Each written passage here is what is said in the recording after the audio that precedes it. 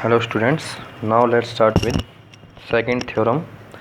This is the converse of basic proportionality theorem जो कि हमने previous वीडियो में की थी. ठीक है, तो what says it? देखो, if a line divides any two sides of a triangle in same ratio, then the line is parallel to the third side. तो देखते हैं क्या कहता है ये इसके बारे में. हमने कंसीडर कर लिया दिस इज़ ए ट्रायंगल, तो हमने नेम दे दिया इसको ए बी सी. सो कहता है कि अगर एक लाइन है ये मैंने कोई एम लाइन मान ली, एम इसको मैंने नेम दे दिया, तो ये जो है ए बी को और ए सी को सेम रेशो में डिवाइड करता है. तो ये बात बोल रही है. तो देखो देखते हैं हम गिवन में क्या क्या है. गिवन में क्या है हमारे पास कि एक तो ट्रायंगल दे दिया इसने ए बी सी, ये गिवन है. ठीक है, और एंड जो एम है तो आप बोल सकते हैं एम डिवाइड्स, किसको डिवाइड करती है, ये divides A B and AC in same ratio. ठीक है, सेम रेशो के अंदर डिवाइड करती है. एज कैसे, ऐसे ए बी डिवाइडेड बाय, यहाँ पे मैंने कोई नेम दे दिया, इसको कट कर रहा है यहाँ पे, ये इसको डी पे, और इसको मैंने कंसीडर कर लिया ई पर. तो इस टाइप से D B equal A E divided by E C. ये मेन इसके अंदर ही बोला गया है सारा कुछ जो भी तक गिवन है. ठीक है, तो ये डिवाइड करता है. और अब हमें ये ऐसा है तो प्रूव क्या करना है, टू प्रूव ये करना है. अच्छा, ये भी आप लिख सकते हैं यहाँ पे कि एम जो है यहाँ पर कट ए बी को कट करती है डी पॉइंट पर और ए सी को कट करती है ई पॉइंट पर. ठीक है, तो प्रूव में हमें क्या देना है कि जो एम लाइन है, ये M line M is parallel to B C के पैरेलल, यानी ये लाइन जो है इसके पैरेलल है. अगर ये है तो ये है. ठीक है, आप दूसरे तरीके से वो बता सकते हैं कि, और आप ऐसे भी लिख सकते हैं इसको डी ई पैरेलल, ये पैरेलल का सिंबल है बी सी. आप ऐसे भी इसको बता सकते हैं. ठीक है, अब प्रूफ स्टार्ट करते हैं. हमारा प्रूफ में क्या आ जाएगा हमारे, इसको फिगर को ध्यान में रख के चलेंगे. मैंने क्या किया, लेट कर लिया. इसने तो कहा है कि भाई अगर ये सेम रेशो में है, ये लाइन अगर सेम रेशो में है तो ये पैरेलल होनी चाहिए. लेकिन मैंने कंसीडर कर लिया कि यहाँ पर जो है ना ये लाइन पैरेलल नहीं है, मैंने ये कंसीडर कर लिया. तो मैं यही लेट कर लेता हूँ शुरू में ही कि जो डी ई है दैट इज़ नॉट पैरेलल. ये नॉट पैरेलल हो जाएगा ना, पैरेलल का तो ये हो गया सिंबल और नॉट पैरेलल का ये हो गया B C.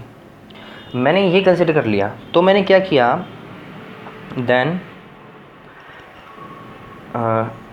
We can draw another point. एक मैंने मान लिया कोई ये लाइन है ना ऐसे जाके नहीं हो रही, बल्कि मैं मानता हूँ एक लाइन यहाँ से तो निकल रही है, लेकिन मैंने मान लिया कोई ई पॉइंट है, सॉरी ई पॉइंट तो है यहाँ पे, ये लाइन है और ये इसको ई डैश पर कट कर देती है. तो ये मैंने कोई नई मतलब दूसरी लाइन मान ली. तो मैंने मान लिया कि भाई जो ये लाइन थी पहले वाली, ये डिवाइड नहीं करती इसको यहाँ पर, ये जो बी सी है. तो मैंने कंसिडर कर लिया कि ये वाली लाइन है ना, ये वाली पैरेलल है इसके, ये वाली नहीं है. ठीक है, यानी कि डी ई पैरेलल नहीं है बल्कि डी ई डैश पैरेलल है बी सी के. तो मैंने ये कंसिडर कर लिया. ठीक है, तो इसी को हम वी कैन ड्रा क्या from D to E dash A line. ठीक है, मैंने एक लाइन को ड्रा कर दिया. देखो ये ऐसे ई डैश तक, और इस टाइप से ड्रा किया कि जो डी ई डैश है वो पैरेलल बन जाए किसके, बी सी के. मतलब ये तो हमें यही तो प्रूव करना है कि ये वाली पैरेलल है इसके. बट मैंने उल्टा मान लिया कि भाई ये वाली नहीं है पैरेलल इसके, बल्कि ये वाली पैरेलल है इसके.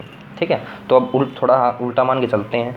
तो अब देखो ये अगर पैरेलल है इसके, यानी कि ये वाली लाइन पैरेलल है, तो इसके डिवाइड में ये और इसके डिवाइड में ये कहाँ से आएगा, देन हम कह सकते हैं, वी कैन से, क्या कह सकते हैं, A D divided by D E, sorry D E नहीं, डी बी इक्वल होगा ए ई डैश, क्योंकि ई डैश के अकॉर्डिंग रेशो चलेगा ना, क्योंकि हमने पैरेलल ये मानी है तो ई डैश का ही रोल होगा, ई डैश सी ये मान ली मैंने, ठीक है। तो ये कहाँ से आई मेरे पास, अकॉर्डिंग टू बेसिक बीपीटी बोल सकते हैं आप उसको, बेसिक प्रोपोर्शनल थ्योरम, ठीक है। ये हमने प्रीवियस जो थ्योरम करी है, बट हमारे पास गिवन क्या है, A D D B equal A E E C, ये क्या हमारे पास गिवन है, ये आप चेक कर सकते हैं ऊपर भी, ठीक है। ये हमारे पास गिवन है क्वेश्चन के अंदर। तो हम कंपैरिजन करते हैं, देखो यहाँ पे ये साइड दोनों इक्वल हैं, ये दोनों साइड इक्वल हैं, तो ये दोनों साइड भी क्या होनी चाहिए, इक्वल, ठीक है। तो आप लिख सकते हैं ऑन कंपेयरिंग,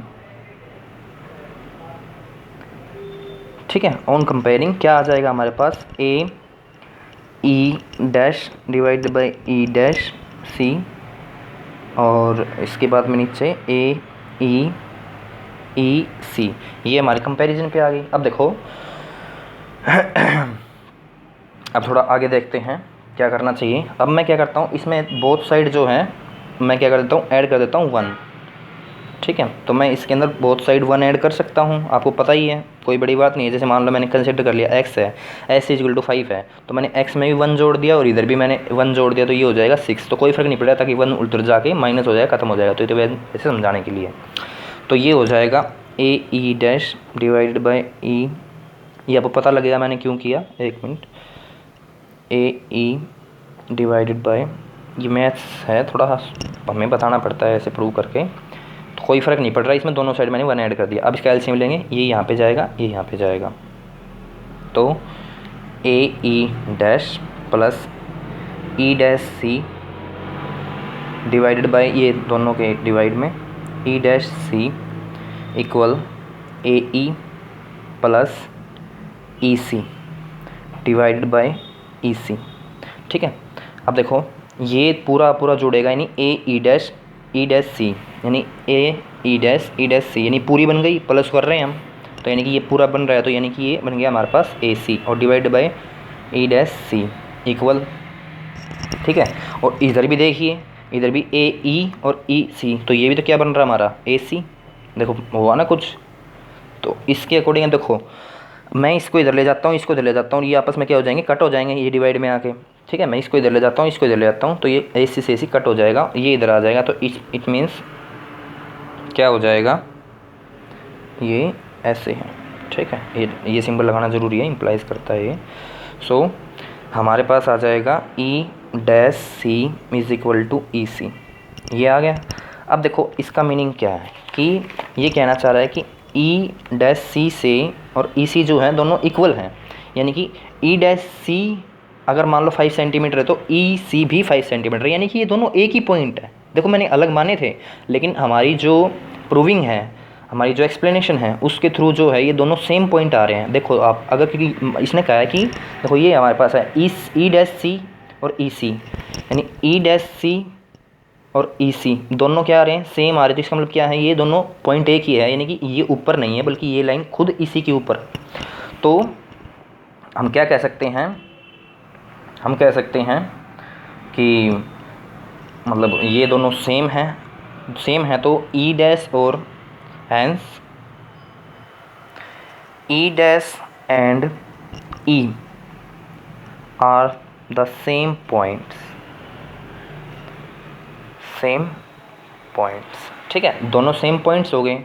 सो इससे अब क्या होगा, इट प्रूव्स, ये क्या प्रूव करता है कि जो डी ई है वो पैरेलल है किसके, बी सी के, क्योंकि एक ही लाइन हो सकती है ना, तो ये हमारा प्रूव हो गया। इसको दोबारा रिवाइज कीजिए। Thank you.